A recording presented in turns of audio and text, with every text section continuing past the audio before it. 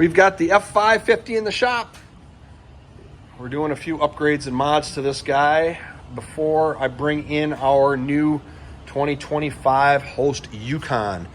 Stay tuned for videos on the Host Yukon and upgrades I'll be doing to that, notably more solar, an off-grid system, and whatnot. I'll do videos as I make those upgrades. So if you're interested in truck campers and modifying truck campers, particularly Host ones, stay tuned. But this video isn't about that. This video is about this. I don't know if anyone has the problem of your camper shimmying side to side or sliding around. I have a rubber mat in here. It doesn't really help.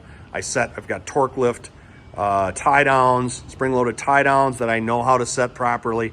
Yes, the thing still moves. It moved in our 450. We had a 2015 450 with our Mammoth on it.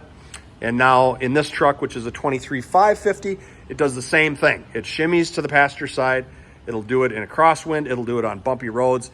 It'll do it consistently when we take longer trips.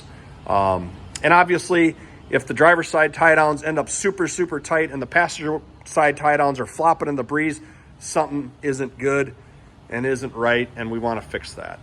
It's not good for the camper. It's also not good for the truck because in this case, this past fall, I didn't catch it in time. Everything slid over and the rear tie down hook ground a little spot in my toolbox there, which is way too deep for me to polish out.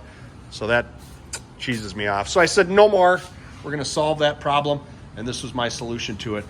It's just some square tubing with some stainless or some mild steel plate. I did weld a rod in here as well to strengthen all this up, or that union up between the plate and the square tubing. And then I just installed riv nuts into the toolbox and some stainless bolts hold it to the toolbox. This is primarily, first and foremost, to keep the camper from lateral movement. It's not to guide it centered onto the truck. Although I did weld these plates on here so that I couldn't inadvertently set the camper down on a piece of square tubing, because obviously you're gonna tear some stuff up if you do that. So that's why the angled plate's on here. So don't think that this is a guide, because obviously if you're way off, you don't want to drop it down and stress your jack legs on the camper. You're going to want to be as centered as possible. For clearances, I installed these 49 inches apart.